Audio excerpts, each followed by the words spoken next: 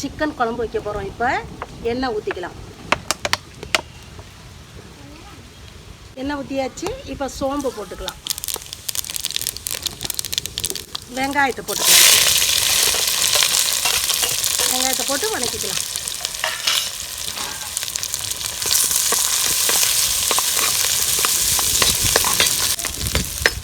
வெங்காயம் வதங்கிருச்சு. தக்காளியை போட்டுக்கலாம். தக்காளியை போட்டு கொஞ்சம் நல்லா வதக்கிக்கலாம்.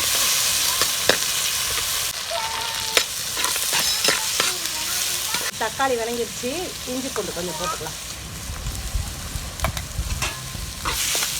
போட்டு இதையும் நல்லா வதக்கிட்டு கொத்தமல்லி கருவேப்பிலை தழை புதினா போட்டு வதக்கிக்கலாம். கருவேப்பிலை தழை, கொத்தமல்லி, புதினா கொஞ்சம் போட்டு ஒரு 3 பச்சை மிளகாய் போட்டு நல்லா வதக்கிக்கலாம். வெங்காயம் தக்காளியும் நல்லா வதங்கிடுச்சு. இப்போ சிக்கன் எடுத்து போட்டுக்கலாம். எல்லாமே இருக்குது. காலு, தலை, ஈரல் எல்லாமே இருக்குது. ஒரு கோழி வாங்கினதுனால அப்படியே எல்லாம் ஃபுல்லாக இருக்குது. எல்லாம் ஒன்றா போட்டு குழம்பு வைக்கிறோம். அதனால் எல்லாத்தையும் ஒன்றா போட்டுக்கலாம். நல்லா தண்ணி வர வரைக்கும் இதை நல்லா வதக்கிக்கலாம்.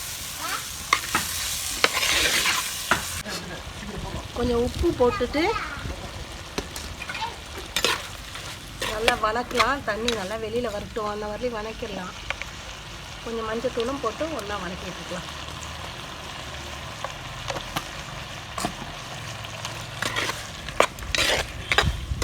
இந்த தண்ணியிலே நல்லா வேகட்டும். அந்த வரலையும் வதங்கட்டும். நல்லா கறியில் நல்லா தண்ணி சுண்டிருச்சு. இப்போ குழம்பு மிளகாத்தூள் போட்டுக்கலாம். மல்லித்தூள், மிளகாத்தூள்லாம் போட்டுக்கலாம். மிளகாத்தூள் ஒரு 3 ஸ்பூன் போட்டுக்கலாம். காரம் கொஞ்சம் வேணும்ல. கோழி குழம்புலாம் காரமாக இருந்தால் தான் நல்லாயிருக்கும்.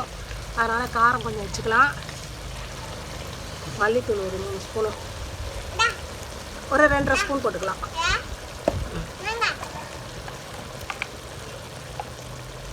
லைட்டாக மஞ்சத்தூள், முன்னாடியே மஞ்சத்தூள் போட்டாச்சுல்ல, லைட்டாக மஞ்சத்தூள். இன்னும் கொஞ்சம் உப்பு இன்னும் கொஞ்சம் போட்டுக்கலாம். அவ்வளோதான். இதெல்லாம் போட்டு கொஞ்சம் நேரம் கொதிக்கட்டும். அதுக்கப்புறம் தேங்காய் அரைச்சி ஊற்றிக்கலாம். இது நல்லா காரம் இறங்கிடும் கறியில். அதுக்கப்புறம் தேங்காய் ஊற்றிக்கலாம்.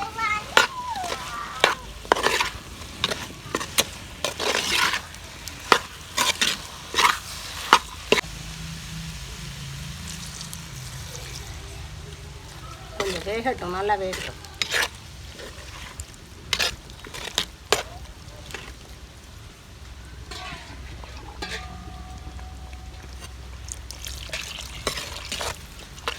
குழம்பு நம்மளுக்கு எவ்வளோ வேணுமோ அவ்வளோ தண்ணி வச்சுக்கலாம். இப்போ இது வேகட்டும். அப்புறம் பார்ப்போம் தேங்காய் அரைச்சி ஊற்றுறதுக்கு.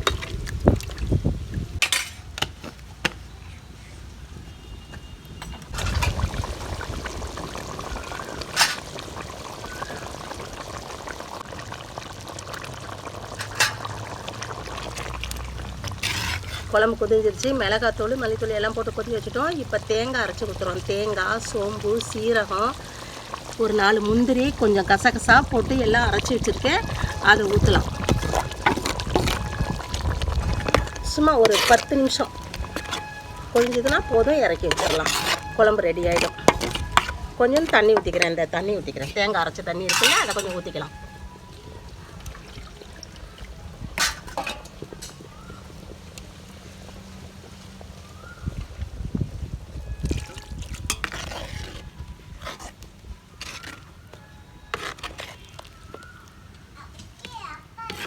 அவ்வளோதான்.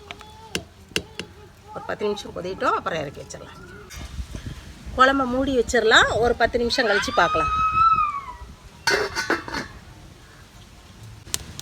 குழம்பு கொதிஞ்சிருச்சான்னு பார்க்கலாம்ப்பா. நல்லா குழம்பு கொதிஞ்சிச்சு. இதில் கரம் மசாலா, பட்டை, கிராம்பு எதுவுமே போடலை. இது எப்பையும் முன்னாடியெல்லாம் அம்மாச்சி சொல்லி கொடுத்த மாதிரி இப்படி தான் வைப்போம். அதே மாதிரியே வச்சுருக்கேன். சாப்பிட்டு பார்த்துட்டு நல்லா இருக்கான்னு சொல்லுங்கள். கொஞ்சம் கொத்தமல்லி தழை போட்டு இறக்கிடலாம். குழம்பு ரெடி ஆகிடுச்சுப்பா.